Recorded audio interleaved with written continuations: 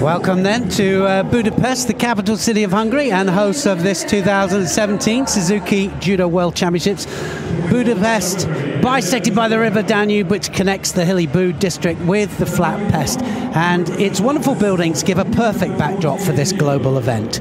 So a massive World Championships just about to unfold. Today we start with the two lightest weight categories, under 48 kilograms for ladies, the under 60s for men. And to introduce our first medal fights of the tournament, we have my co-commentator at these World Championships, Sheldon Franco Rooks. It's a very good afternoon to you, Neil, and a very good afternoon to everyone at home. We're going to start with the first of the bronze medal contests in the under 48 kilo category. Melanie Clement of France faces Irina Dolgova of Russia. It'll be Clement in the white judogi, Dolgova in blue, and the referee in the middle for this one is Huang Go-Chiao of China. Well, this will start it all off, and Dolgova, just 21 years of age, and her third World Championships already. So the Russians, of course, have two Russians that have competed at the under 48 kilograms at this event, and the young 16-year-old, of course, losing earlier on. Yeah, Giliazova overturned by Daria Biladir, who then went on to lose to Galbadrak, who we're going to see a little bit later. Anyway, we're underway with Clement and Dolgova. Neil. Yeah, Clement is in white, Dolgova is in blue. Some pretty good refereeing all the way through the day. Everything very, very directed towards good attacking and not towards penalties and trying to get the big score. Straight away there, in for the transition. Clement, can she get it? Going straight onto the arm. It's normally the term we use for Dolgova. Is she super in Nevaza? Two French coaches. Not surprising with Clement, but in the chair for Dolgova is Patrick Roux. Exactly, two Newaza specialists. And it really shows, you know, the thing is, Sheldon, it really shows with the French team, this ladies team, their transition into groundwork, into Newaza, very strong. Sorry, the Russian team, I'm sorry. I hope we get a chance to see Dolgova. I mean, I find that Newaza exciting because I can see like you say, the transitions, the way that the moves begin to develop, and I know the end goal. So let's see if Dolgova can turn something up. I've got nothing against Clement, by the way. No, nothing at all. Of course, the transition from standing down to ground so important because the referees will allow it. If it's progressive and it's positive, the two key words that I've been using all day, and if it's progressive and positive, the referees will allow more time on the ground. And we've noticed that there is a trend for longer Newaza exchanges, which is good to see. Well, they've got to attack within a certain amount of time. It's take your grip and you've got to attack off it. But it's got to be a positive grip, a more traditional grip, and you've got a little bit longer to set up your attack. But if it's cross grip or anything unorthodox, you've got to go in straight away. Have you noticed how animated both the coaches are? Lucy DeCoste and yeah. Patrick Roux. Well, it's great to see Lucy Ducoste there, isn't it? You know, the great Lucy Ducoste, world Olympic champion, and she's now in the coach's chair for the French. Oh, close, nice effort from Dolgova, just shaping on the right side there and just unsettling Clement for a moment. Still no score for either fighter. If there's no score at the end, it will go into golden score. But every encouragement now with the rules and the interpretation to attack and score, get a score on the board. It's the left fingers that Clement has got bandaged up. Just like Dolgova, they must have done the same thing. You know what? It's a mirror image. Yeah, but I mean, you look at a fighter's hands, and I must admit, you know, that I have had the same situation myself, just taped up. Sometimes I wonder whether it's to keep the fingers on the hand. A little over a minute left to go.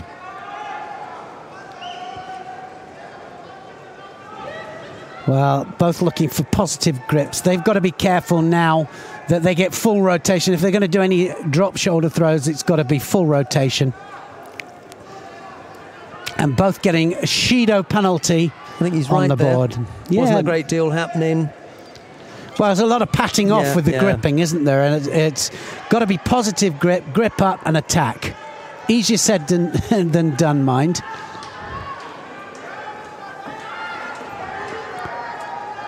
Doesn't like that grip, does she, Dolgova? She can't make anything happen from there.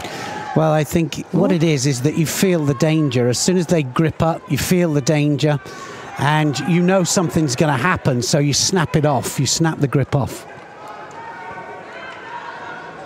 Clement's been perfectly happy to engage in Niewaza when she is the aggressor. We haven't had the chance yet to see Dolgova work when the tables have been turned.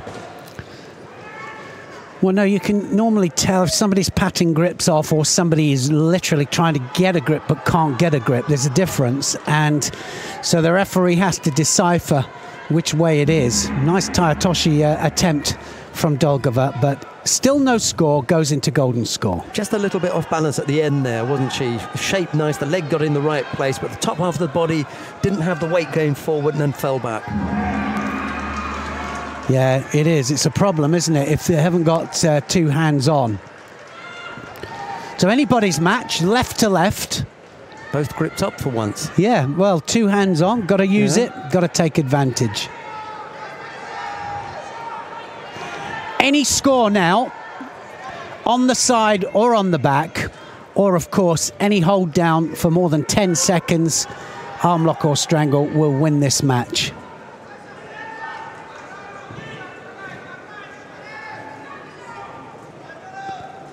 There was an amazing match at the Cadet World Championships, and it went 11 minutes into golden score.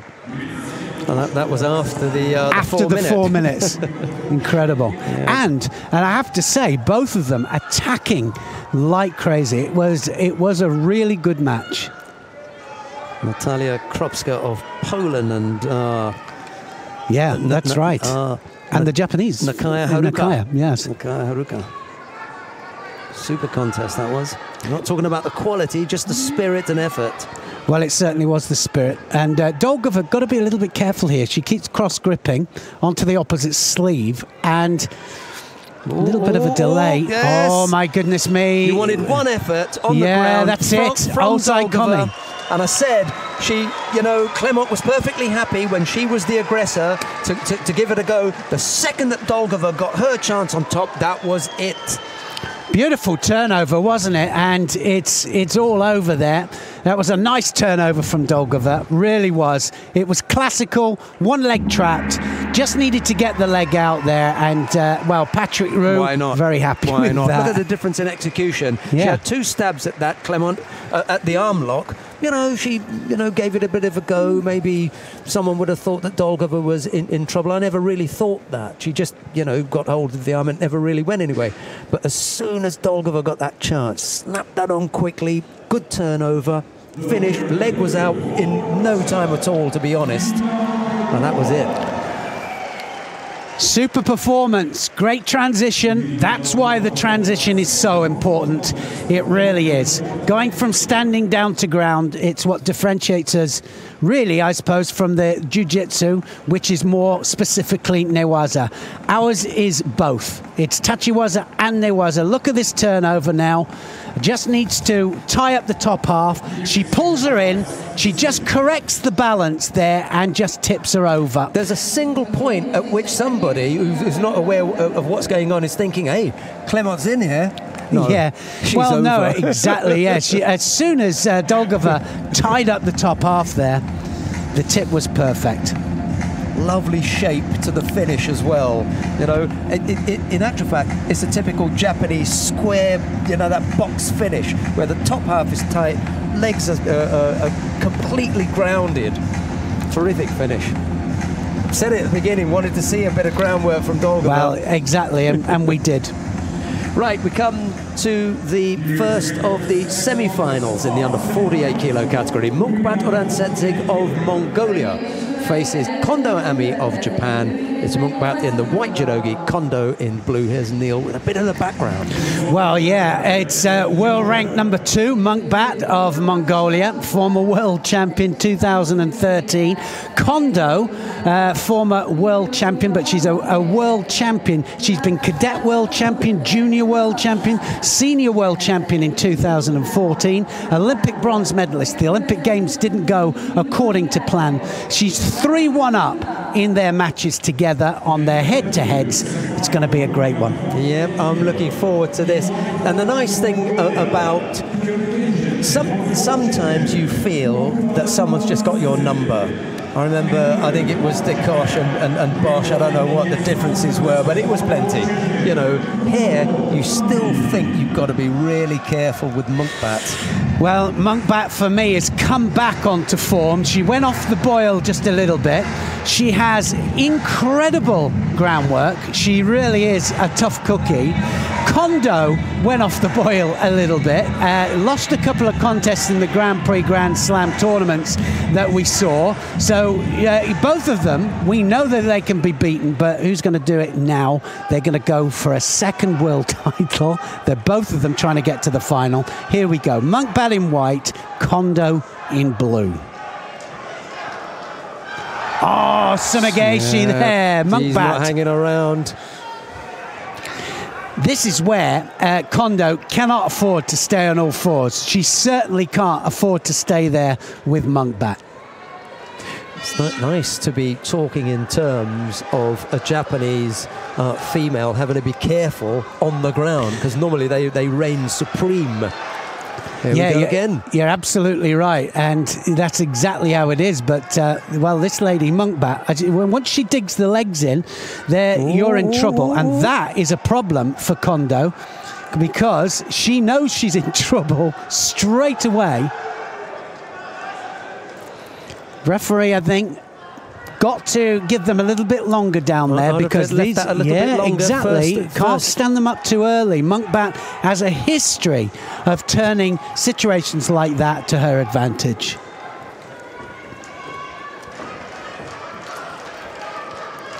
Big arm over the back. Ooh, and she's really good with the Tatami waza as well, which is a setup. There's a chance for Kondo now. Got to be tight. Yeah, well, again, you know, got to get the leg out, but they're absolute experts at getting that leg out. Whether she'll do it with Mukbat or not, I don't know. It looks too tight. I think so. At this time, because she's still strong, your legs haven't been exercised in 3 or 4 minutes, you might, but look strong. Yeah, I think the life was draining from her leg then, but for sure. Jean-Jacques Ruska of France is the referee in the middle for this one. I'd have given it a couple of seconds longer, it wouldn't have hurt. Well, especially with these two, because they're going to go for the newaza as well. They'll go for the groundwork. Unorthodox grip. She's going to pay the penalty for that now. She's going to get the penalty for the cross grip. Yep. Well, I think she gave it the wrong way there. He gave it to Kondo, and I thought it was Mukbat, but there we go. Just had the feeling that Mukbat was searching for something, and as a defence, Kondo went over, it left Munkbat's hand on the other side. Yeah, I think you're right. But she was looking more defensive. Just put her on her backside, so no score. Neil. Yeah, no score for that. You've got to get them on their sides. Got to be the upper part of the body.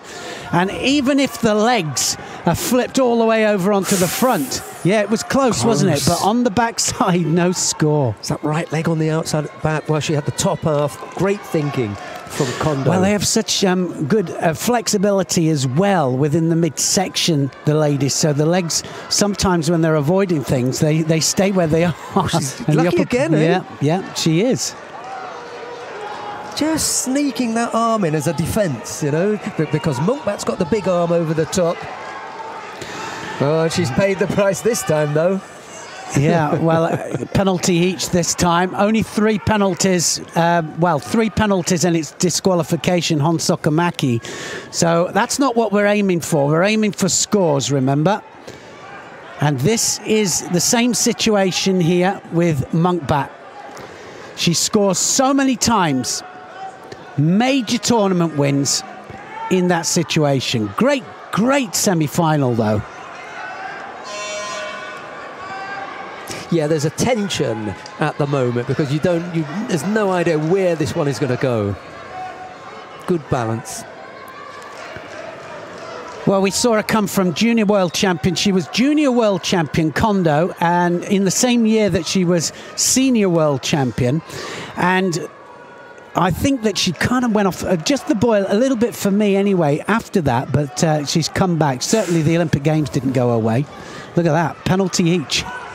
And that was for the sleeves there, keeping the sleeves pinned down, and both of them receive a penalty. One more for either way, and they'll be disqualified. And you might ask, well, what would happen if both of them got a penalty?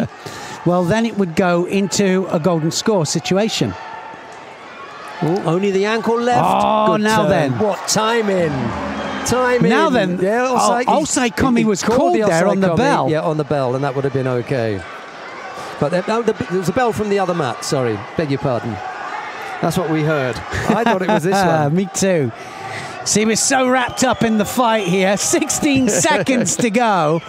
Don't forget, there is another mat going on at the same time. So 11 seconds to go. Is it going to go to golden score? What a semi-final. Kondo thinking about something else, looking for, the grip on one side and then an attack off there, but it didn't come. You can see there's a bit of, previous and a camaraderie, but it's not anything nasty. There's like a little tap, like, okay, let's go again. And off they go. So they are off again.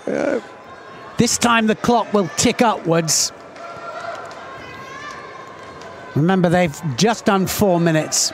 They're just warming up, Neil. Yeah, exactly. Well, they've still got to carry on. Osada Gary there from Kondo. Big chance for the pickup. She didn't have control on the way down. Well, Kondo almost came unstuck there. Munkbat trying for the Uranagi.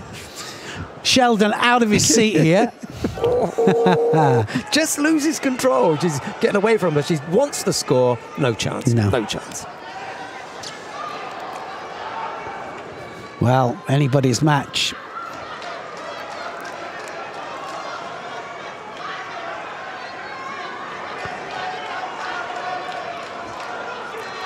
Both fighters just catching their breath here. Bent over.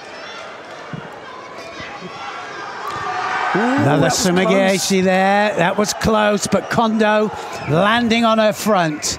Elbow was out as well. Got to be on their side. She's leaving that one. Well, it's a little bit of controversy sometimes when they land on their side towards the front. And, well, they might change that after the World Championships, side to back, being more of a score. But anyway, it's going to be scored here. But that was too much on the front. Still anybody's match. 1 minute 15 and counting upwards. Golden score situation. Any score now will win this match. She's done it again. Munkbat hadn't even called a mate when Munkbat realised that she was holding on to that one side. He then called a mate and signalled it. I'm not sure if they're going to give it. Yeah. She knew it. She absolutely knew that, didn't she? I've never seen that before. No, she did. Way ahead of time. Yeah. I think she was influencing the referee at one stage. Monkback goes through to the final. So she's in the final. And, when you talk about tactical awareness, that was unbelievable because she really knew that Kondo had messed up with the cross grip. Quite rightly so, too. Any cross grip, anything unorthodox, has to go in immediately. She'd forced her to do that for the first Shido, or for one of the Shidos, and then she forced her for that last one as well. Brilliant play. Tactical error from the younger fighter? I think that was definitely a tactical error by Kondo of Japan.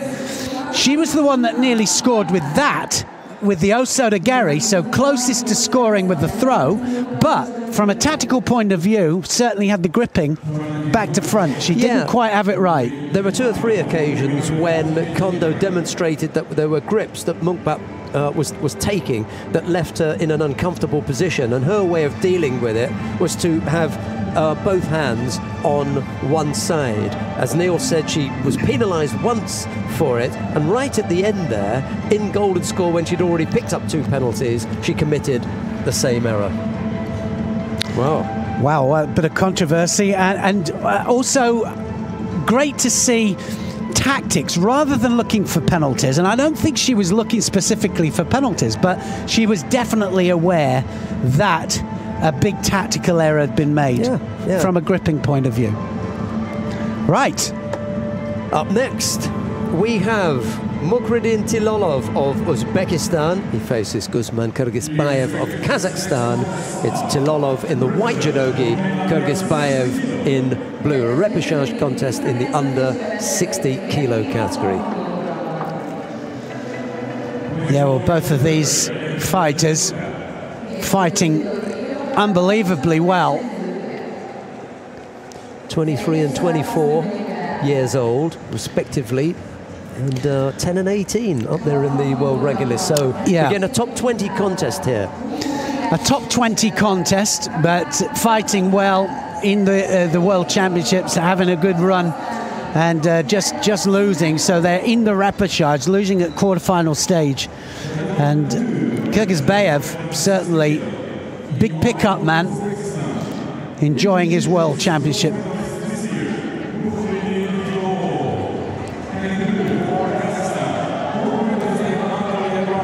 His teammate is going to be on the adjoining mat. Yeldo Smetov, he also lost out, so he's in a repechage contest. The 2 Kazakhs ending up with still a chance for finishing up on the podium. Well, of course, we had 2 Kazakh fighters in the final of the World Championships, Smetov and Ibreev, at the last World Championships in 2015.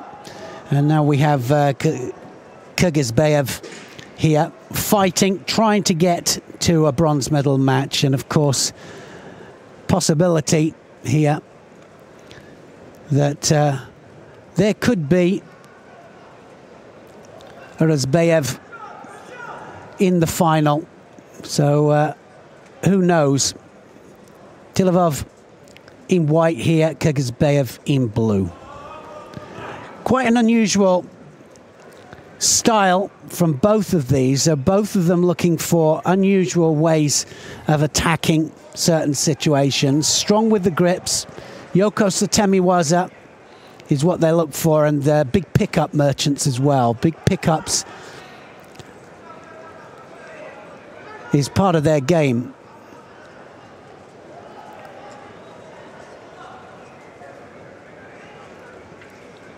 Similar styles, these 2. Yeah, neighbours, so it's not that unusual for it to... Yeah, he's got to get more rotation there. Is he going to get a penalty? I'm not sure if he gets one. It's on the board. Yes, he does. But he not enough rotation with the shoulder throws. The Sianagis have got to rotate, got to get at least between the legs, certainly with your back to your opponent. So Tilovov goes down.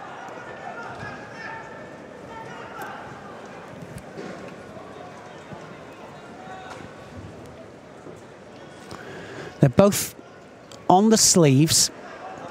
Both of them can attack off the sleeves as well, but they're going to have to attack just that little bit quicker. Certainly Tilovov will have to just up the work rate because he's not attacking. One more penalty and he'll be in trouble.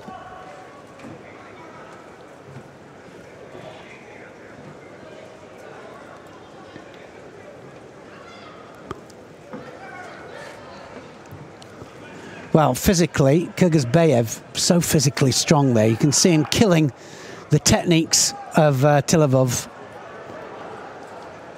making him look bad.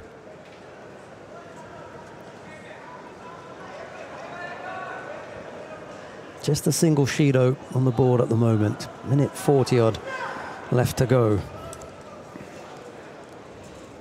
Kyrgyzbayev just shading it for me at the moment.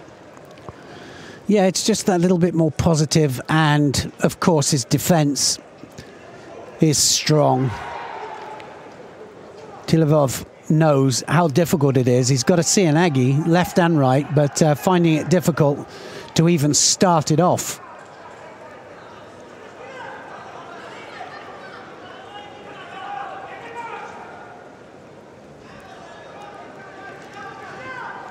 I often say that up in the commentary position here, it's easy to say, well, they need to get two hands on, but a little bit harder when somebody's dominating your grips. The positive grips, of course, initiate the actual attack. Second penalty, Tilovov.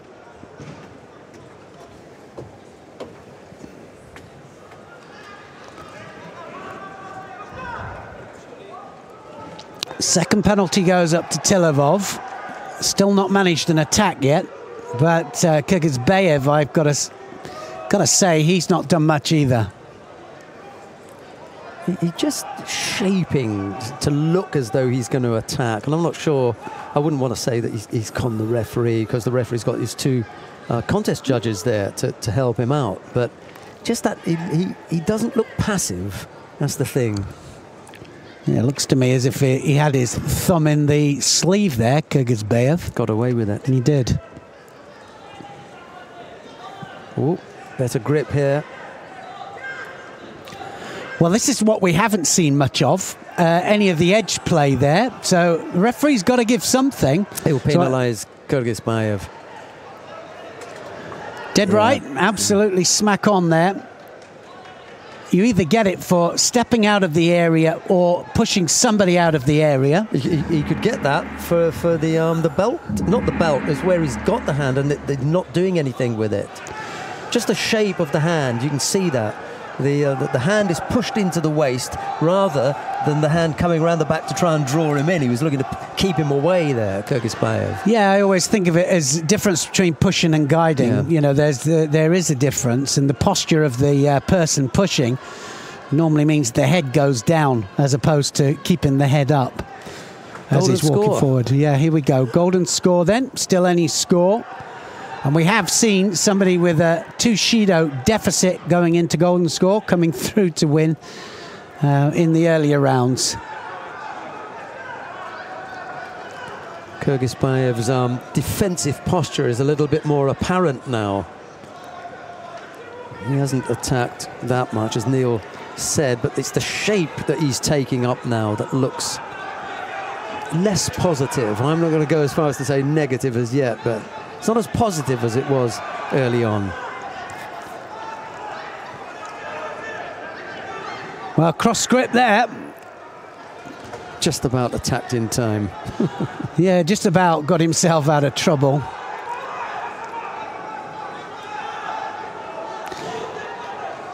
One minute in. He's gone again. Yeah, it's complete cross grip here by Kyrgyzbayev. Yeah, a little bit too long that time. I think he's going to get a Shido for that. He got away with it again. Yeah.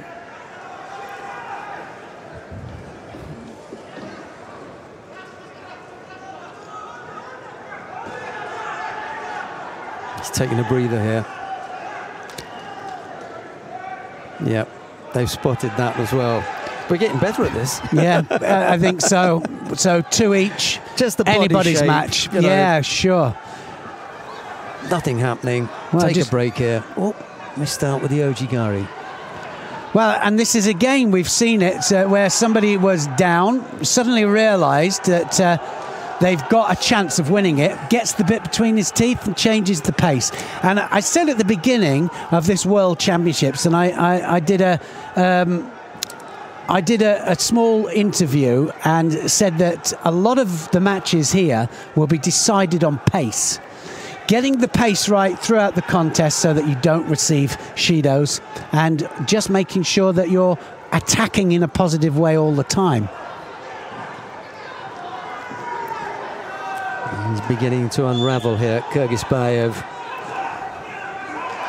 Uzbek coach wants to see a penalty for a false attack. I don't think it was a false attack.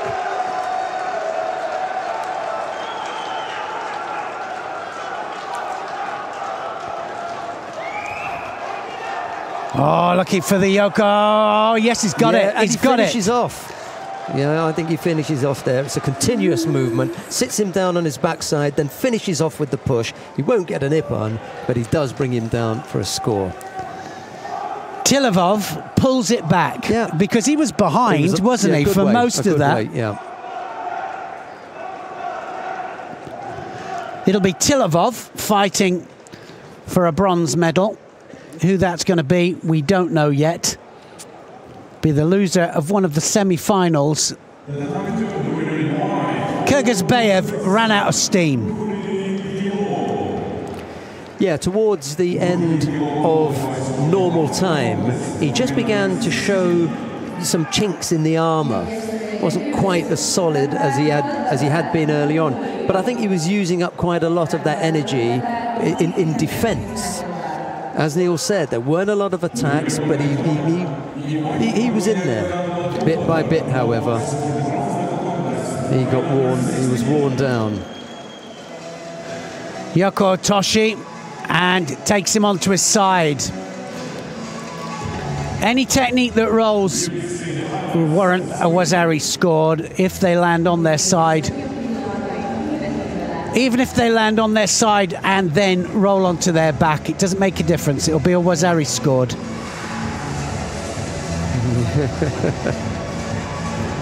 So definitely two Uzbek fighters fighting for medals here in the under 60 kilos category. We come now to the semi-final of the under 60 kilo category. Takato Naohisa of Japan faces Pavel Petrikov of the Czech Republic. That'll be Takato in the white judogi, Petrikov in blue, and in that shot on the left-hand side, those two Chinese. The one on the left was Yang Chu Li, the Olympic champion from Beijing under 78 kilos in 2008. Neil, take it away. Well, got an interesting match here because Takato really back to form. Takato, world champion in 2013, and the winner, well, he lost, didn't he? Actually, he lost in Japan, in the Japan Grand Slam to the young junior world champion from Japan, but he's come back in style here, and he's having a great run of it. World rank 2, looking for his second world title. Petrikov, he's having the time of his life. World rank 39, and he just keeps going further and further in the tournament. Well, it would be incredible if Petrikov could pull this off. I'll say that from right now. You know. Outsider. Well, what I did notice here with Petrikov is that Petrikov, even when he was down, he was looking to commit himself. So if he does that here, he'll either get thrown for ippon, I think, you know, or he'll throw Takato for ippon. He'll surprise him. But I think he's got a tall order. I think Takato of Japan probably coming in as favourite. Takato in white and Petrikov of the Czech Republic is in blue.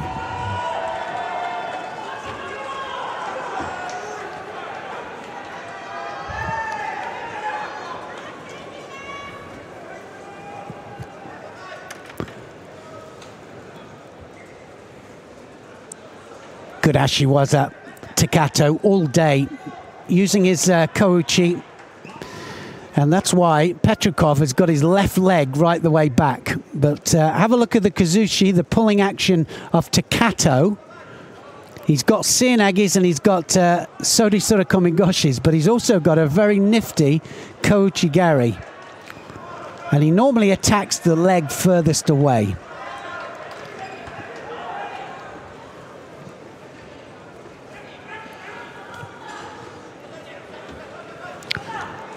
The arrival of Vladimir Putin into the arena.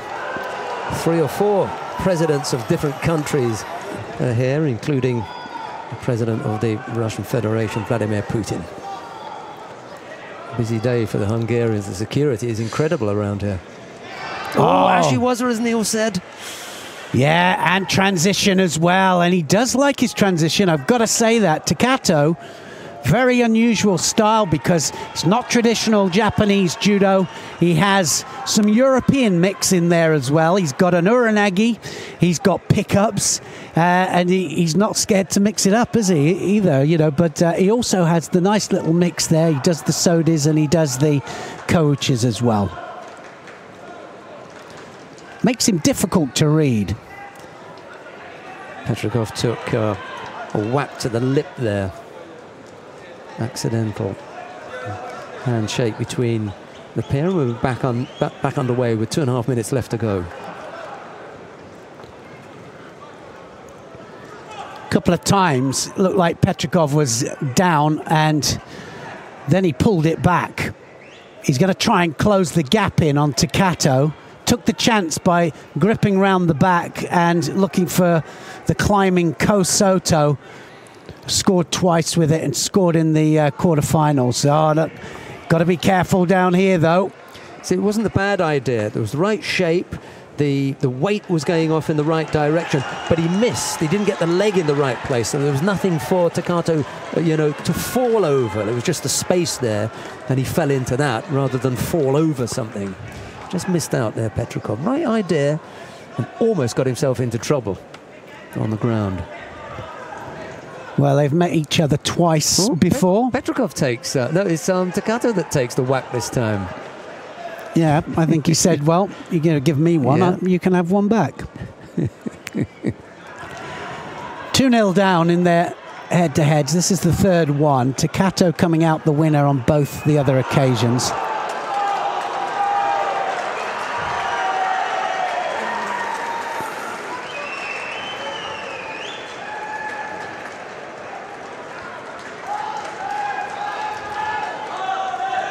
Sumigeshi! Yes. That's going to be a score. Wazari scored. A little bit far away from him at the finish, but that's not going to matter. There was sufficient enough control, good landing and everything to come up with a score. Takato leads with 1:16 left on the clock.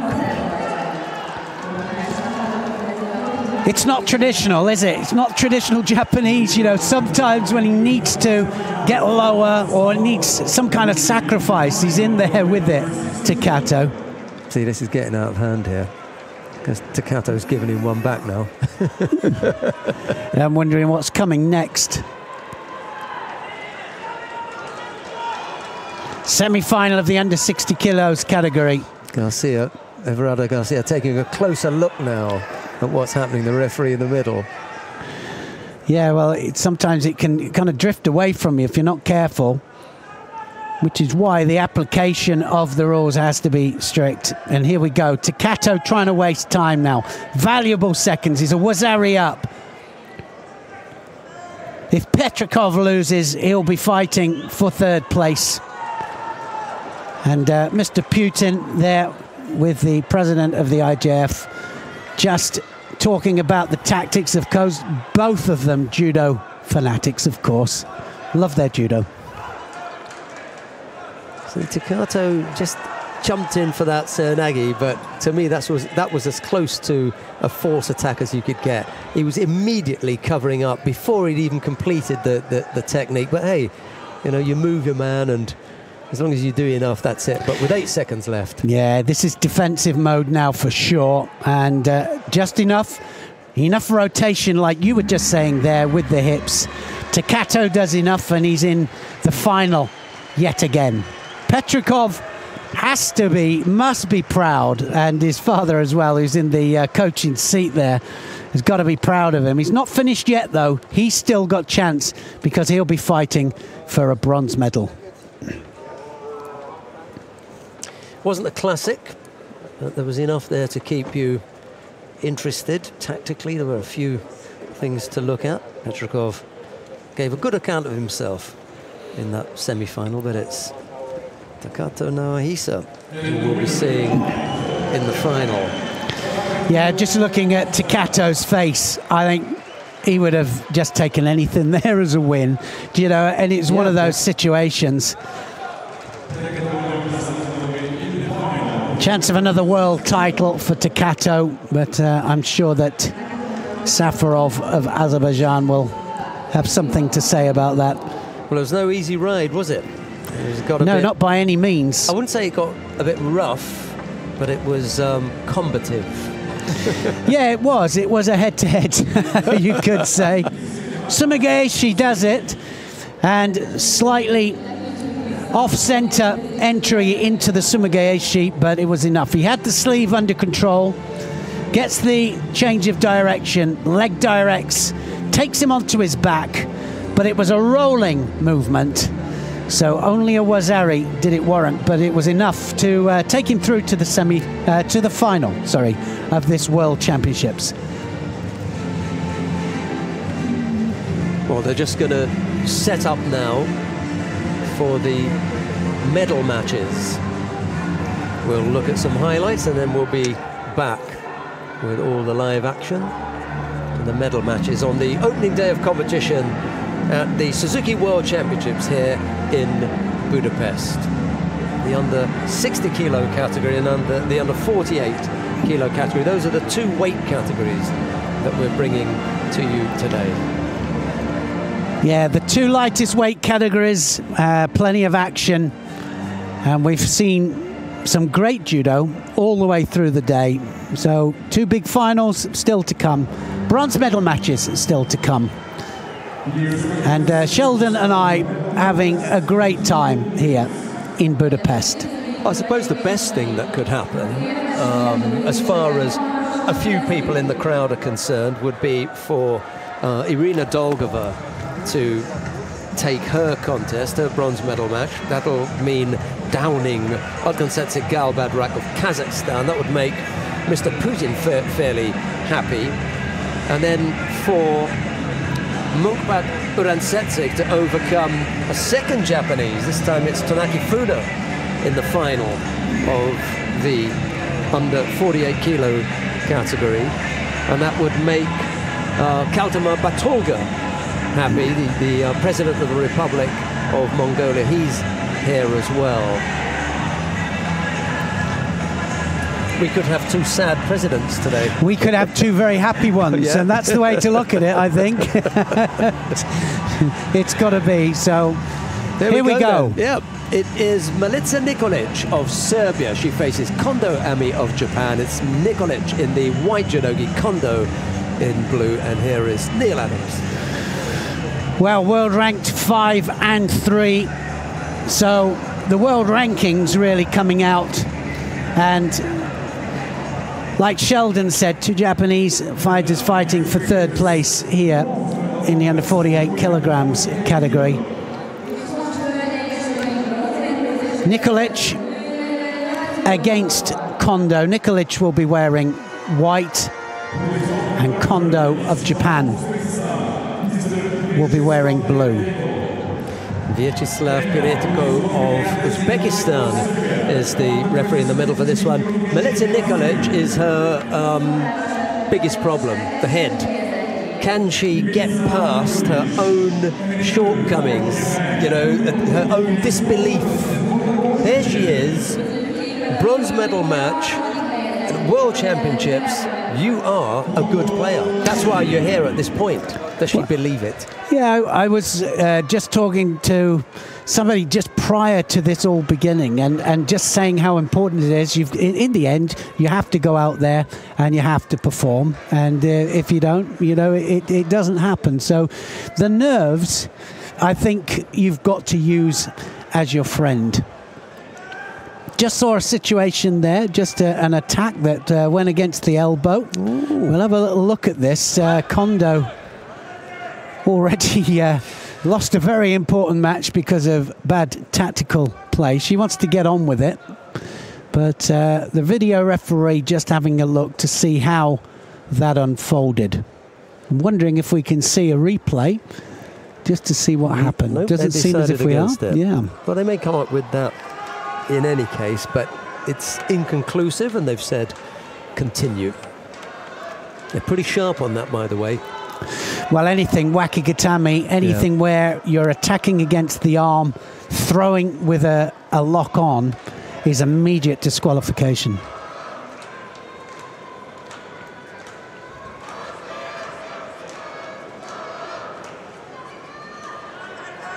This is the best grip for Nikolic. Up and around the right collar there. Got to make it work. If you've got Kondo in a defensive position, you've got to come up with something. Find a way to attack the feet. This is often the hardest contest. Fighting for third place, major event. You wanted more. You wanted to become world champion. And sometimes the disappointment, but you got to put that behind you. You got to start again. That's an incredible one, isn't it? Who we're seeing there as coach. When you consider the head-to-heads that that these two have probably had as well. They've probably fought each other, Kondo and Asami Haruna. Asami Haruna, yes, of course. The nearly woman from Japan. I say nearly, double world champion, but never an Olympic Games, No. Bridesmaid kind of thing. Never the bride. And her coaching colleague now is also a former world champion. The pair of them were walking around together earlier on. They'd been, bitter rivals at one time. Miss Fukumi. Yeah, it's amazing, isn't it? The time goes by and then we all come together in the end. It's a family. It is a judo family. 2 minutes gone, halfway through the contest. Nikolic then wants that big arm over the top. Kondo keeps cross-gripping. And I haven't seen that before with her. Now, I'm not sure whether it's people making a cross grip, but actually the cross grip, for anybody that's not aware of what the gripping tactics are, it has to go sleeve lapel and then you have more time. That's going to be a score. Wazari scored. Anything cross grip or unorthodox, then, from sleeves or lapel, and it has to go in straight away. So looking for that, wasn't she? Osodagari takes her over. Rolls her onto her back, gets the wazari.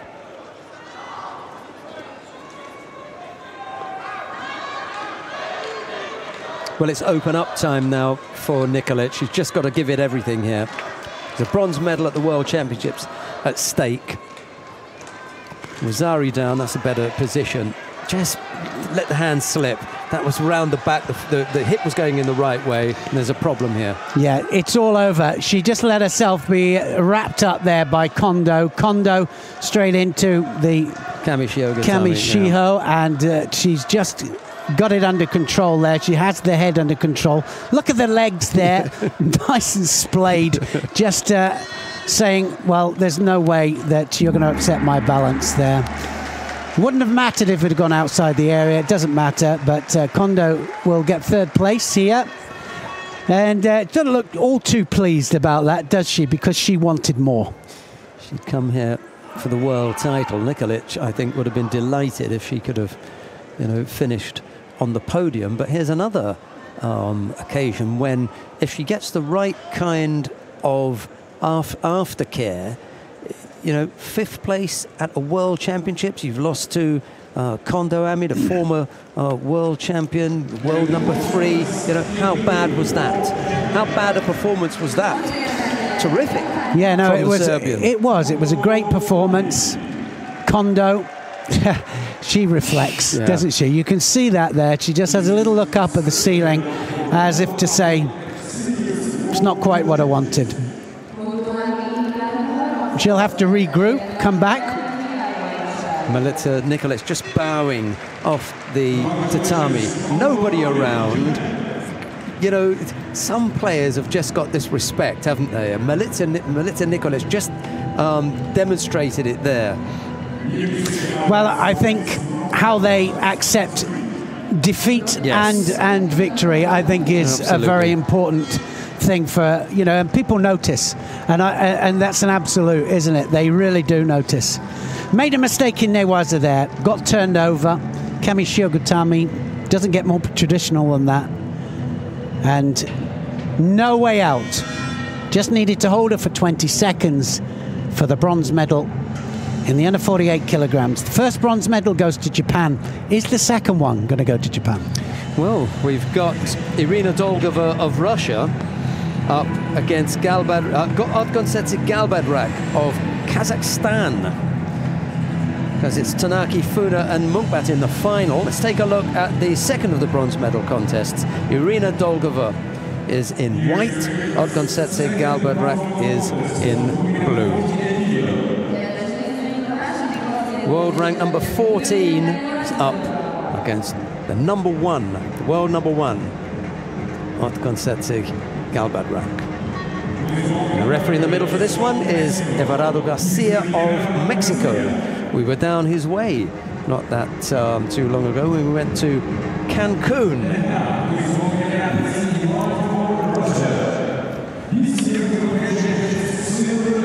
There is Dolgova making her way. Yeah, it's a long walk out, I can tell you. Sometimes when your legs are wobbling and the knees are knocking. A few of the Russian supporters, they're waving flags and cheering on. I wonder who else is rooting for Dolgova in the stadium. Yeah, could be that man. Well, there you are. Look, he's made his feelings known. A polite applause from Vladimir Putin. Well, I always remember him, of course, in London when, of course, they had that terrific result, 3 gold medals in the men's, wow. And he just walked in just as one was winning the Olympic title as well. Yes, the 3, Arsene Galstian, Tagir Haibulaev, Mansur Isaev. 3 gold medals. Ivan Nifontov took a bronze medal there as well, and in the heavyweight. Silver for... Alexander Mikhailin. That's right, Mikhailin. 5 medals. But I have to say, the women's team really has come up, hasn't it? I mean, we're really competing at every level, almost in every category as well. Just they've got the timing right because of the team event. Neil and I will go into that team event in some detail during the week. But no. Well, it's very exciting. It's just been put into the Olympic Games, and it'll be a 6-person team, 3 men, 3 women, and it is, I can tell you now, for anybody that's never seen a team match in judo, it is one of the most exciting things that can happen, and it'll have you on the edge of your seat, I promise. No score yet. First minute or so out of the way, Dolgova and Galbadrak.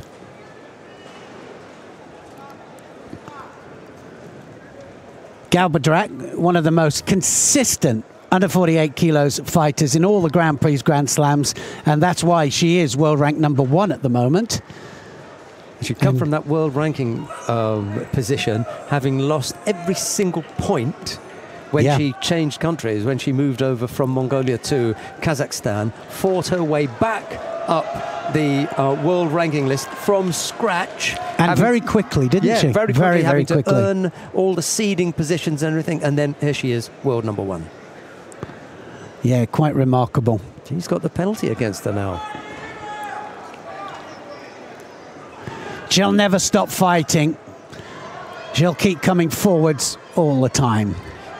And I think Galbadrak has got the better throwing skills.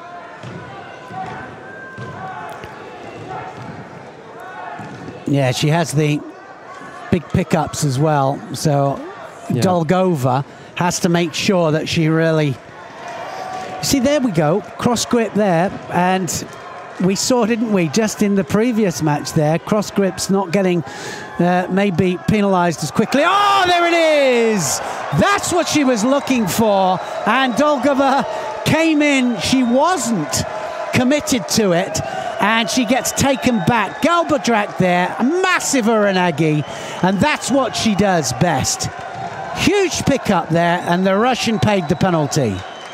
We were talking about the better throwing skills, and immediately that came out my mouth. Neil said about the pickups. Well, there it was. Beautifully illustrated.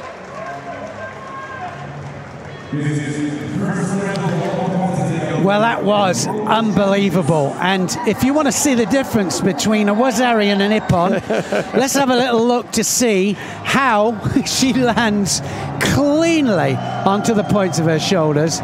Brilliant stuff there. Galbadrak. She's Kazakh, but it's all the Mongolian flags. Look at that. All waving and screaming. Let's have a look at some of the highlights. Well, yeah. Commiserations, I think, to Dolgova. She realised that it wasn't fully committed. There she comes in for the Sodi, but Galbadrak had already started the movement. Look at the hips, look at the lift, and then just absolutely buries her. Look at Dolgova's hands here.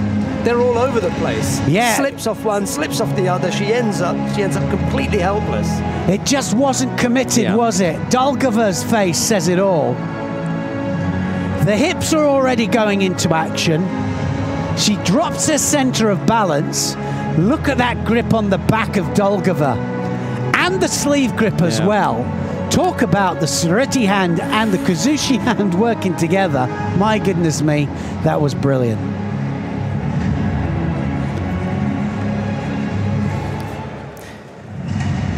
We come now to the final of the under 48 kilo category.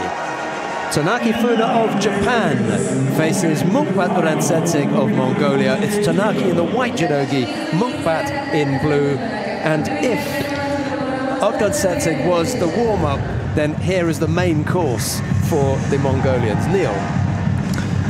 Well, this is going to be a real battle, isn't it? Tanaki here probably came not as the favourite. She was ranked 13.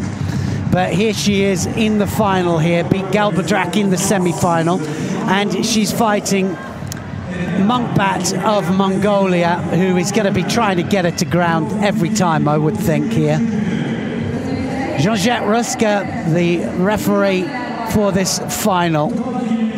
I think you're right. There's no way that Tanaki Funa would have come here on paper for most people as favourite, but if we look at her route to the final, Leila El Alieva of Azerbaijan in round one, Stefania Koyama of Brazil in round two. Now that's a real toughie, the young Brazilian, more Japanese turned Brazilian. Milica Nikolic in the quarter-final, semi-final, Urantsetsig Galbadrak. And now Munkbat Urantsetsig. So she's done the business. She's, knocked off a few of the top ones already. Absolutely. And she can see that it's there, it's possible. But this lady here, Munkbat of Mongolia, has been there before. This is going to be a fight off the sleeves, I think. So they're going to have to make sure that they attack, and it's going to have to be strong. She cannot stay there, Tanaki. Otherwise, she will pay the penalty. Here we go for Munkbat. This is her comfort zone. Well, it really is. This is where she loves to be. I would have given another go. She almost turned her the first time. It was progression. She hadn't stopped. She was looking for something. Well, I think the important thing is sometimes when it doesn't look as if it's progressive, somebody who is used to being in that position will turn something out of nothing into an attacking position, and that's what Munkbat does. Especially early on in the contest. Let's have a look and see what this is about. Once they've had two goes at it, all right, I'm going to leave it. No, I agree with you. Absolutely. Left-handed Tanaki.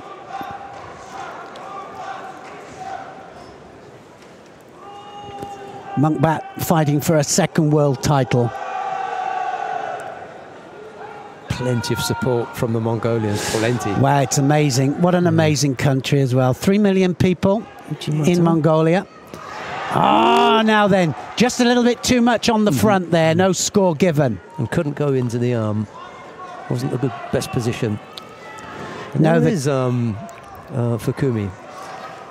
Well, you were talking about Fukumi earlier. Fukumi and Asami both there in the coaching chairs. They don't hang about, the Japanese, do they? Put them in the chair right away. Well, that's right. Well, we've got another two, and well, we might as well coach them as well.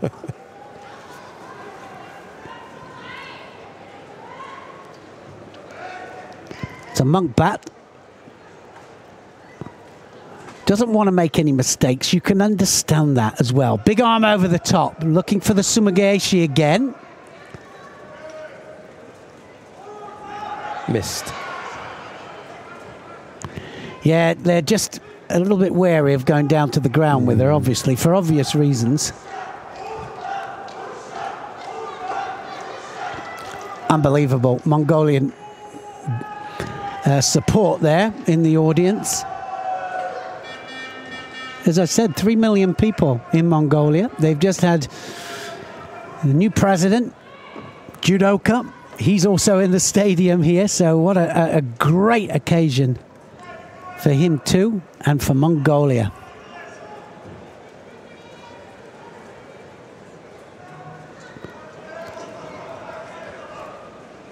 Seanagi there from Tanaki. Can't stay there. No love lost there from Monkbat. Monkbat says, let's get on with this. The thing about Monkbat as well, though, hard fighter, but always very, very polite and very nice. Always comes over as a nice lady. Nice Ashiwaza, though, from Tanaki. Tight match. 3 minutes gone.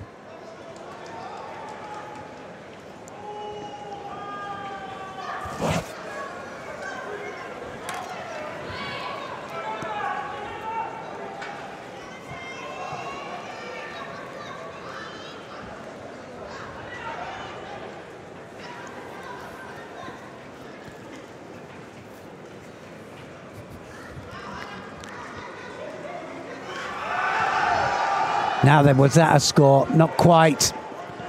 Still attacking though, Monkbat.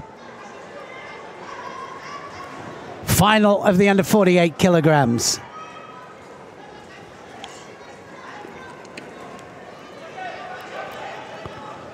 Left against right, so that's going to be a score. Goodness me. Great Ashiwaza there from Tanaki. Was double stab Ashiwaza. So I explained the Ashiwaza as the boxing equivalent, or the judo equivalent of the boxing jab. And she just tapped away at the foot there and upset the balance of Monkbat. So now she's up. 15 seconds to go. And my goodness, she might have stolen it. She's going to get a penalty. Oh, he'd already called the mate there.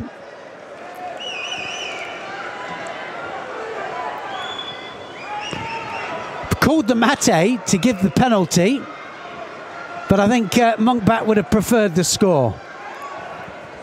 Not going to happen now. No, it's gone away from her, and Tanaki wins the gold medal. First gold medal up for Japan.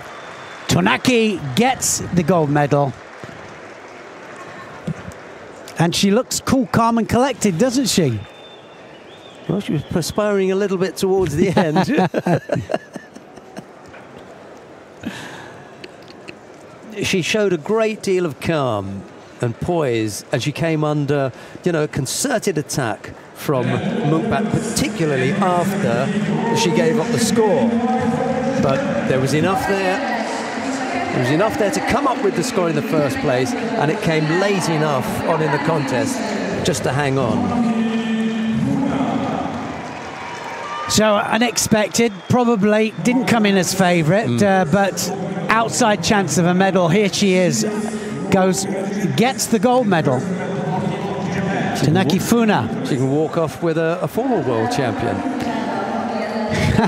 In fact, they got category. World champions everywhere in that under 48 kilograms. Well, apart from Alina Dumitru, really, maybe a few people will want to call Paola Pareto, but you know, it's been Japan, haven't they? They've had that weight category. Anybody wondering why the Olympic champion Pareto is not in this event? She just took a little break, I think, because she is a doctor, in fact, and had to do certain studies. So not injured or anything like that, just didn't feel that she was up to the level at the moment with her training. Beautiful as she was here. Look at that. Double stab, drives, and Munkbat could do nothing about it. She knew. Reaches out for that foot. Look at the toes curled in. Look at the drive that she gets, and she puts her on her side for a clear score. Brilliant Ashiwaza from Tanaki Funa.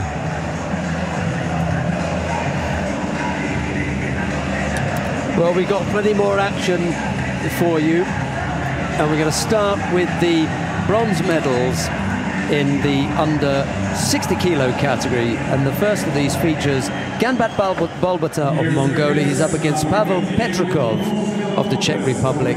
It's Ganbat in the white judogi, Petrikov in blue, and here's Neil again.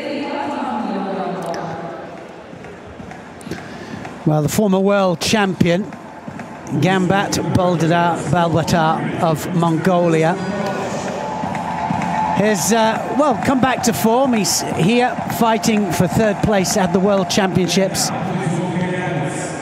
Has absolute brilliance. He can perform certain techniques, just pull them out. And he would love to end, I think, today with a bronze medal. Petrikov, it has to be said, has just had the tournament of his life. Well ranked 39, but here he is in the mix. Dad there with his head down. That's his father there, who's going to be sitting in the coach's chair. He was also world and European medalist back in the 80s.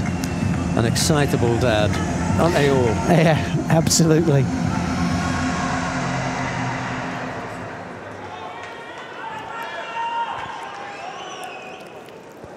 Ganbat in white, Petrikov of the Czech Republic in blue.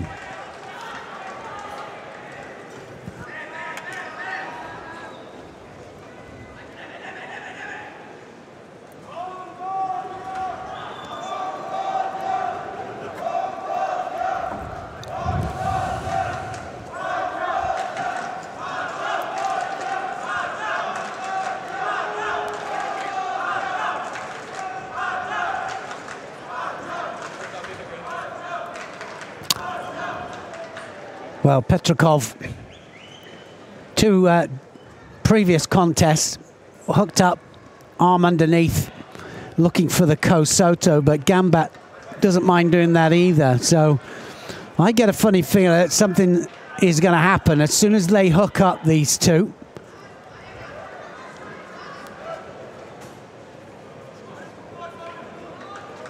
Always a shame, isn't it? 5th place here at the World Championships, just miss out. So much hard work. Yeah, absolutely.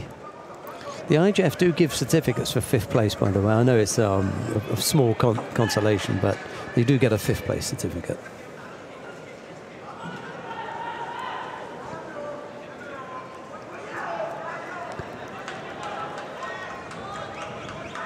They're going to have to grip up. They will have to. At the moment, just pecking away at the jackets. Yeah, to me, it's Petrikov that's doing a little bit of the backing off. Yeah, nice seeing Aggie there, though, and completely turned his back on his opponent.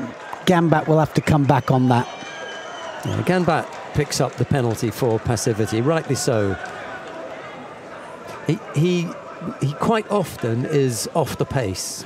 Yeah, no, I agree with you. And like I say, he has absolute bouts of brilliance, you know, and you see the old Ganbat. But certainly he's at the stage now where he sometimes struggles with the pace.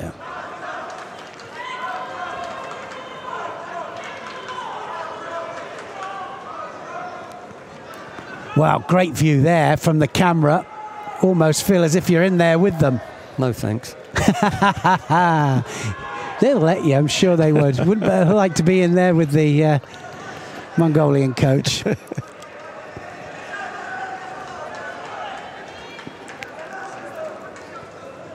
Cross grip, anything cross, got to go in straight away. Anything unorthodox. Yeah, he's not done anything so far, and but saying that, Petrikov there got his left arm in the hip there of Gambat. Just keeping him out. Yeah, I wonder why.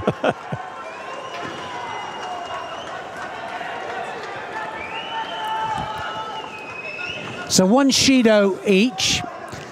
They can't afford another one, otherwise they'll be under pressure.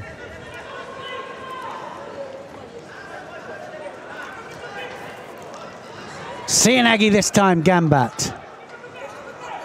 This is anybody's match, I think. I think that if there was ever a chance for Petrikov to get a medal at the World Championships, this would be it. And he's worked extremely hard. This is the best I've ever seen him perform. Yeah, it is. It's amazing performance from him. 45 seconds of this first 4 minutes. Didn't get any rotation that time. Gambat killed it dead.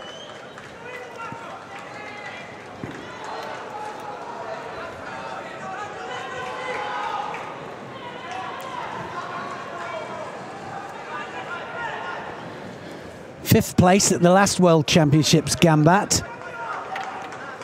2015. Petrikov will be hoping that he repeats that performance. I'm sure. But that was a score there for Gambat.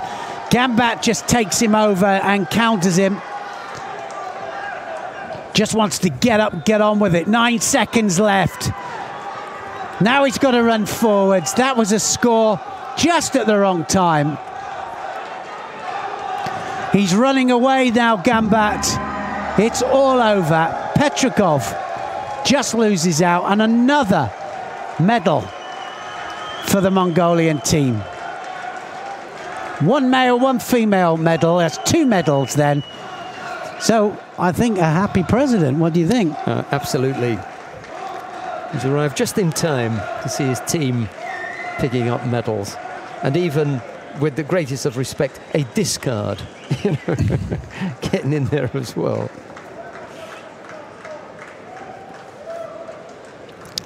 It's a big disappointment for Petrikov, but they can reflect on this as a great performance in a World Championships. Yeah, would have been a good one to put on the CV, that World Championship medal. It wasn't to be. Gambat decided that he wanted to improve on the 5th place. Shows his consistency, and that's what it's all about, Sheldon, isn't it? It's how consistent you can be over an amount of time.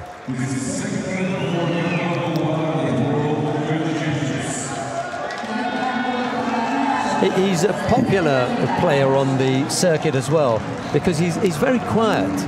Yeah, Baljan gets to lift his man. Normally it's the fighter that lifts the coach.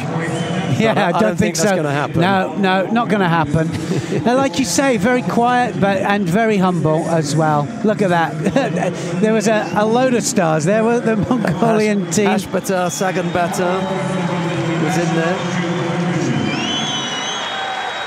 Wave from Mr. Vladimir Putin, honorary president of the International Judo Federation, and on his left was the president of the International Judo Federation, Mr. Maris Vez, and there's a really, really warm reception for the newly elected president of the Republic of Mongolia, Kaldemar Batulga.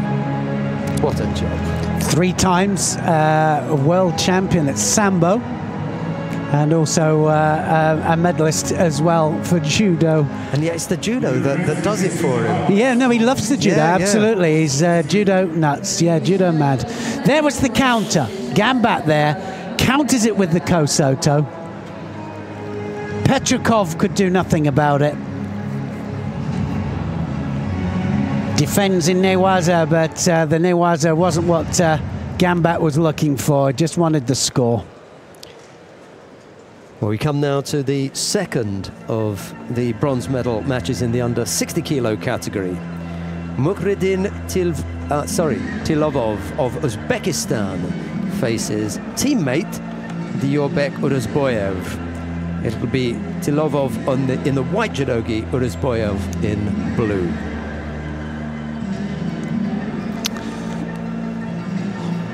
Well, it just shows what depth they have in the under 60 kilograms category. Uruzboyev against Tilovov. And I think they've got two at home. What about Sharafuddin Lutfilayev? He's nowhere in the mix, is he?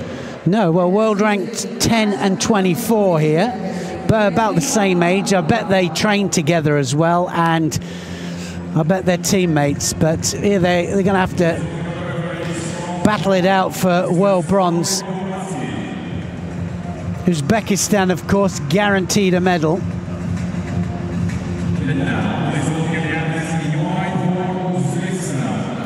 Sheldon just looking up now, just the other two.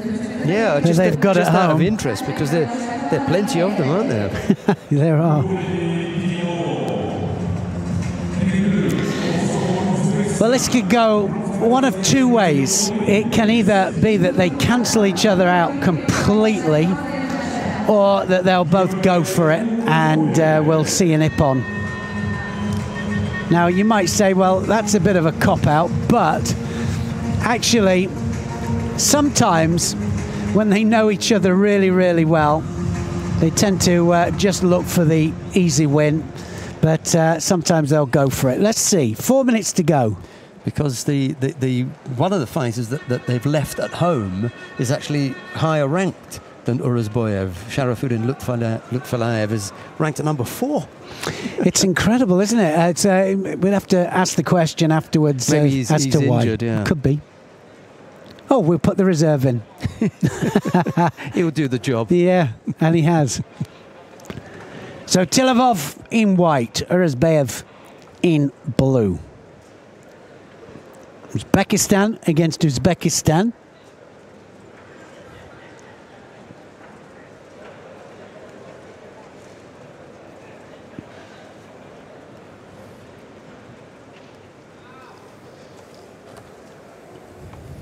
Yeah, Neil's quite right. You're never quite sure what's going to happen with the national head-to-head. It's like watching the finals of a national championships. But you've got this, it's a medal at stake here, a world championship medal. No coach in the chair. It's all yours. Take it away.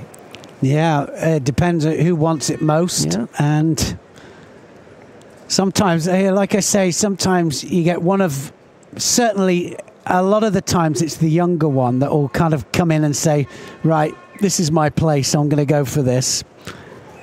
They'll really take the fight out. But let's see. Still plenty of time. And of course, you got the situation of, I know what technique you do. Trained with you last week.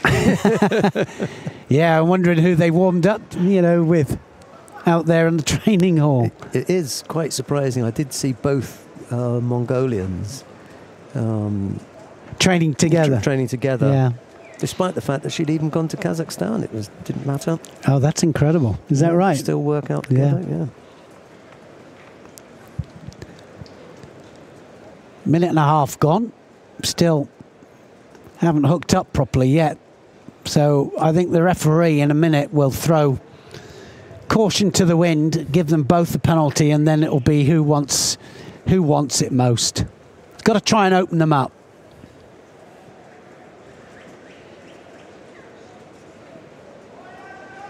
Sumigaeshi there from Uruzboyev.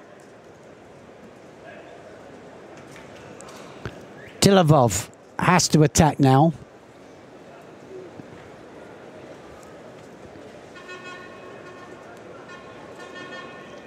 Well, I said one of two ways, didn't I? I think it's going the first way that I was talking about.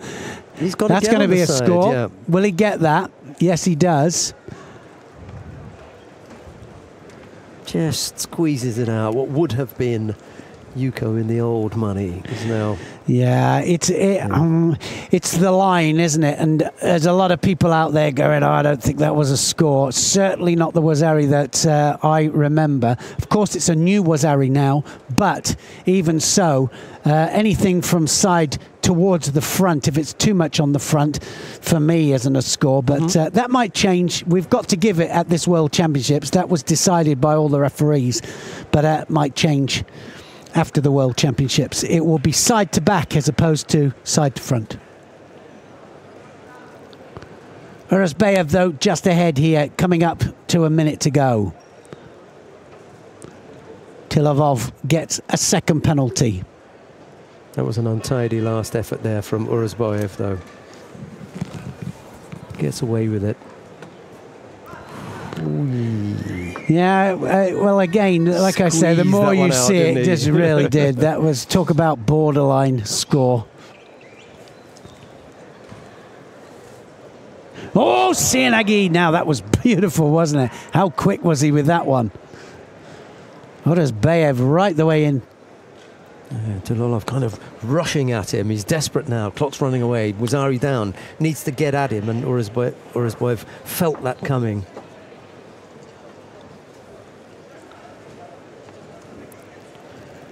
Yeah, real opportune. Just managed to get the elbow out there, didn't he? Just to stop the side hitting the ground. And help him with that cartwheel. He's still going for that little Yoko Satemi Waza, isn't he? Well, it's a beautiful change of direction, isn't it? He's actually going over both flanks, which is great stuff. Uruzbayev then ahead. That's going to be a penalty for Uruzbayev. So gets it for blocking out, and also he was close to the edge. 8 seconds left. Third place at the World Championships at stake. An acrobatic finish by Uruzbayev to hang on to that one Wazari lead. And it gives him a bronze medal at the World Championships. To go with his bronze medal at the Olympic Games a year ago. He was talking about maintaining form, you know, keeping in there, being consistent. Well, there you go. I think he would have liked to have had a better finish. But by the time you get to that bronze medal contest, that's the thing that you're looking at. I've got to take this one. I can regret not having made it to the final or whatever after, but concentrate on the job in front of you, and that's what Uruzbayev has been able to do. Nice finish. Yeah, nice finish. It was a close match. It was always going to be, I think, a little bit tight. Both of them know each other, know each other's styles. So one match to go. Enough attacking, though. Yeah, no, it was. I love the change of direction. Uruzbayev there throwing over both flanks. In order to get a action reaction, he had to do that. And I think that the Sumigaeshi and the Sienagi were working well together. I think that's one of the reasons that he actually scored with one of them, of course. We've got a few highlights before we're back with the final of the under 60 kilo category. Stay with us and we'll talk you through the highlights. Well, just talking through that score, a little bit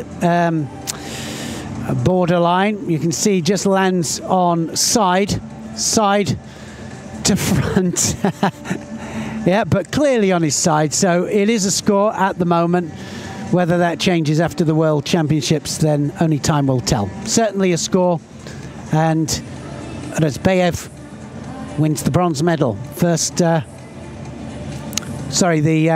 bronze medal in the World Championships, but to add to his Olympic bronze medal.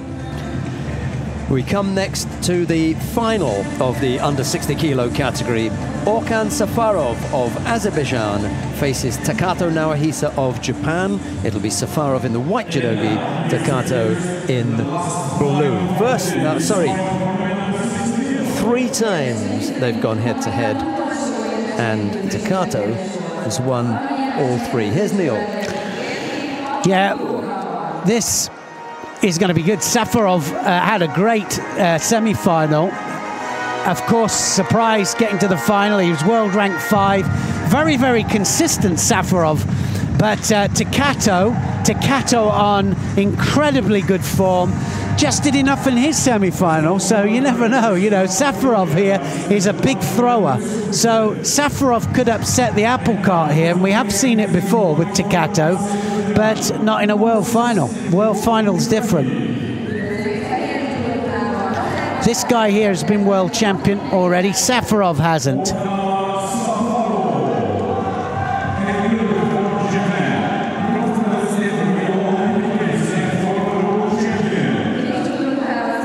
There'll be huge support for both these fighters. Japan, absolute, you know, home of judo.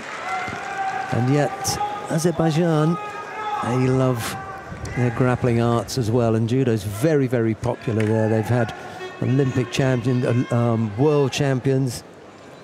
Let's see if Safarov can add to that list. Yeah, I mean, already an amazing performance. Takato, though, I think is going to be a real handful for him. Final of the under 60 kilograms.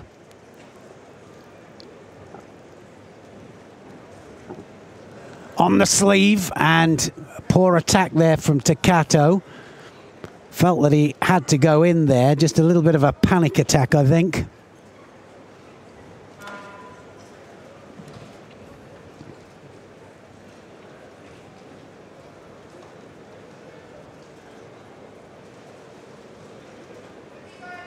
Nice little pressure there. Safarov was beginning to shape for an attack. Takato just blocked that, closed it down.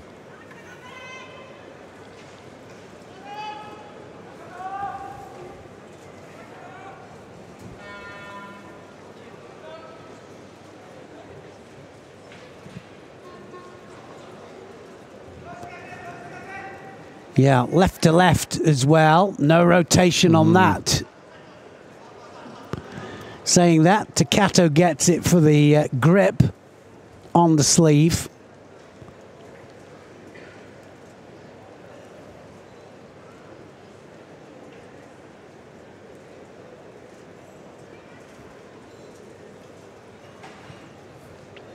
Well, they're both on the sleeves here, so they have to attack in. They've got to go in.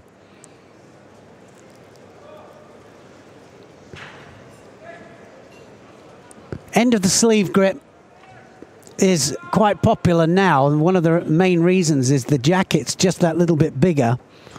Gives more of an more opportunity for the sleeve grip, and so they had to make the rule that if you catch the outside of the sleeves, you can't just push them down. You have to use it in order to attack.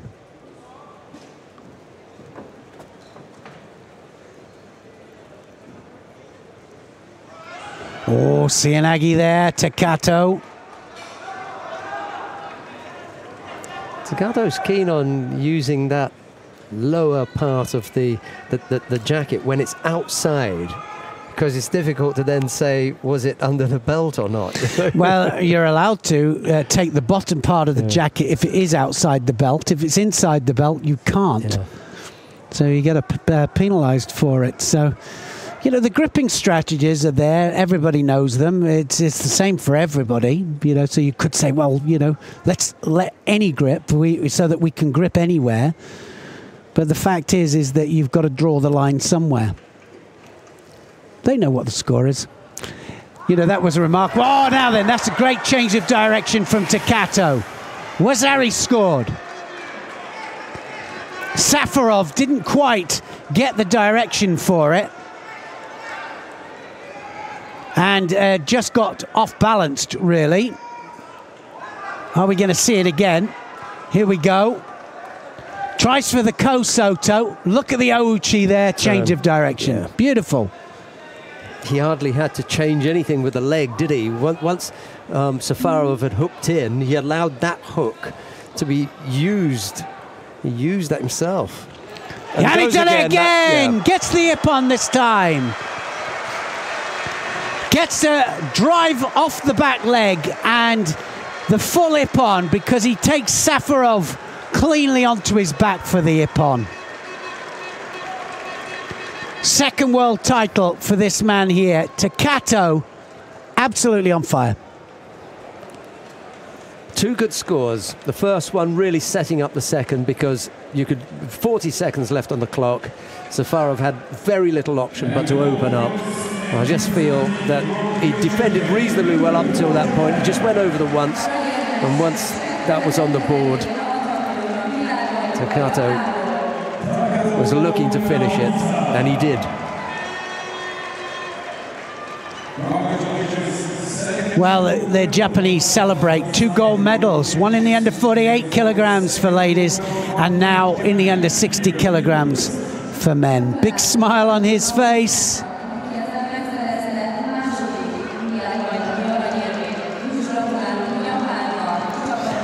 Bit of a lad as well, apparently. Yes? Yes. He's got that reputation. Likes to party. I'm sure he'll be partying tonight. Party leader.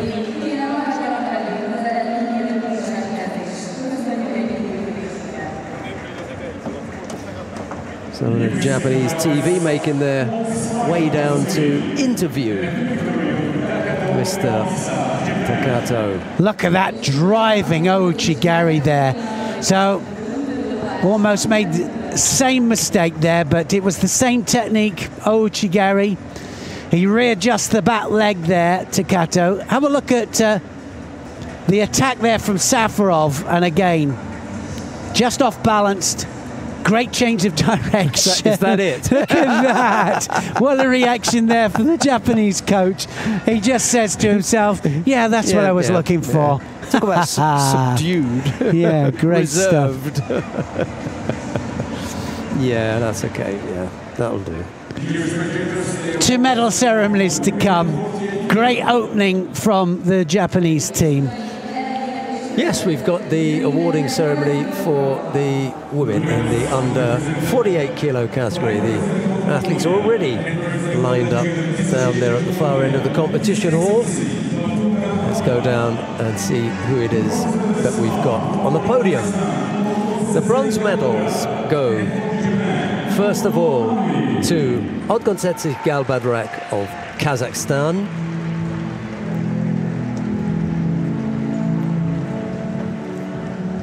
And to Kondo Ami of Japan.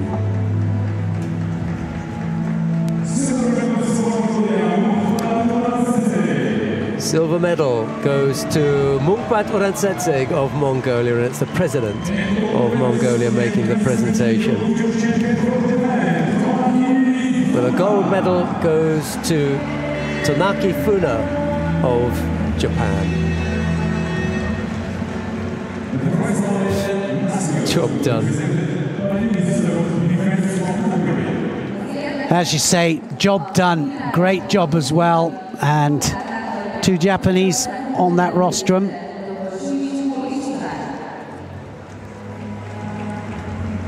That lady there, one of the most consistent in the category. When you think about it, it's the Mongolians and the Japanese that have shared the podium. There's 2 Mongolians, yeah, indeed, and 2 Japanese. Although, as we said before, Odgonsetsi Galbadrak moved from Kazakhstan to Mongolia a couple of years ago now. Carved it up between them, Neil. They did. Absolute domination here on this first day of competition. This 2017 World Judo Championships. What a start. Dr. Tot Laszlo is presenting the souvenir awards. His federation have done Judo Association have done a terrific job in hosting this. What a venue.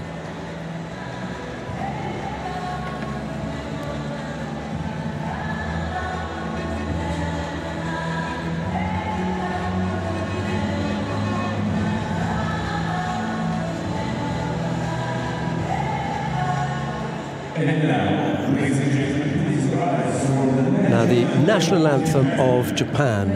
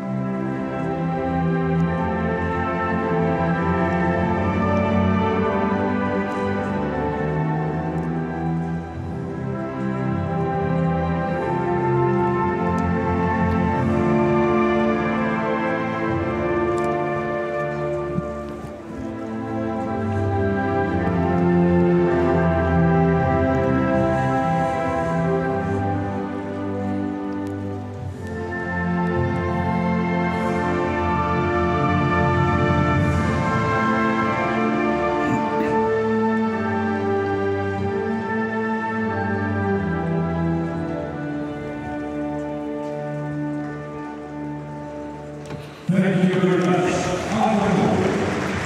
don't go anywhere as yet because we've got a second awarding ceremony to come when we got the men in the under 60 kilo category. Time for a family picture with the dignitaries for the time being in the front, and then once they've moved out of the way, we'll have the quartet of medal winners. It was Kondo and Galbadrak who took the bronze medals, Munkbat the silver, and there Tanaki the gold medal. She's decided to let us have a look at it. There you go. Everyone's showing it off. Yeah, you can tell the ones up there that not quite happy with that. Miss Kondo there, just probably not as happy as she could be, but still brilliant performances from all of those ladies. Well, the women are off now. We'll have the men coming up for their medal presentation in a moment, but in the meantime, we've got some highlights.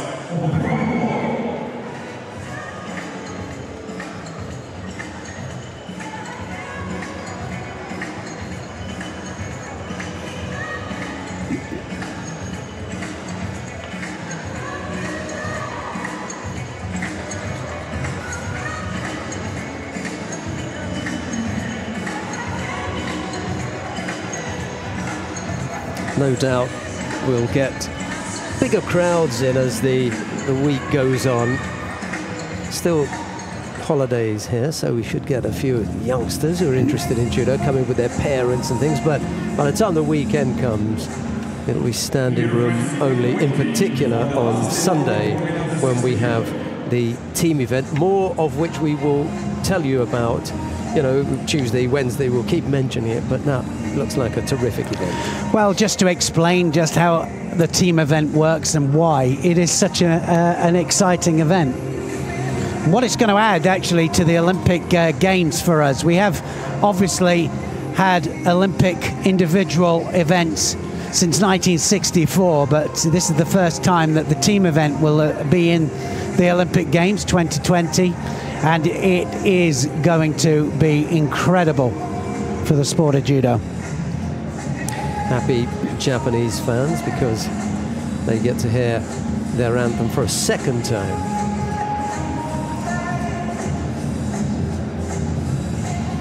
Just waiting for the fighters to get lined up with the presentation party. Not quite sure who the medal presentation is going to be made by. Takes a while for them to all gather down there. Yeah, 6 days of individual competition, and then Sunday will be the team event. We start at 10 o'clock every morning. I think they're going to be 21 mixed teams. That should make for a really, really interesting competition. And the fact that we've got a mixed team, 3 men, 3 women, means that the traditional powerhouses of places like Georgia, for example, who have always relied almost entirely on their men to bring home the medals, well, that can't any longer be the case. You need to get a women's program up, running, developed, and the cadets have already started that. Georgia, Azerbaijan, you know, they're already working on that. Mongolia, I think Mongolia were, you know, they had women in there, but they hadn't done anything with the women's team.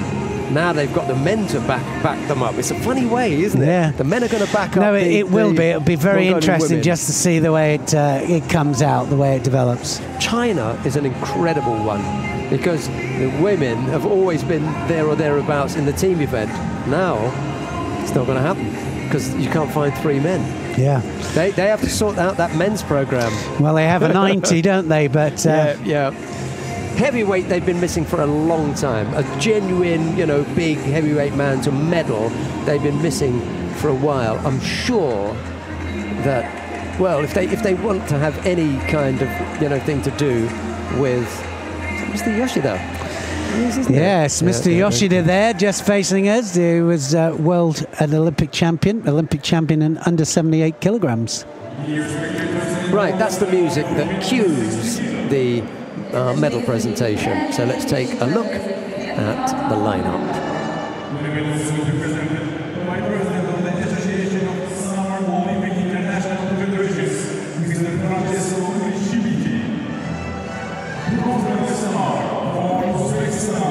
Right, the bronze medals go first of all to the Yorbek Uresboyev of Uzbekistan and to Ganbat Bolbata of Mongolia.